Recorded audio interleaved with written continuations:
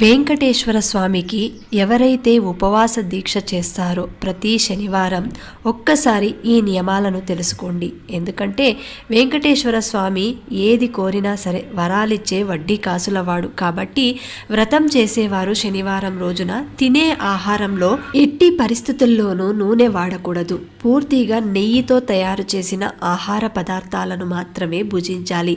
మధ్యాహ్నం ఒక్క పూట మాత్రమే భోజనం చేయాలి.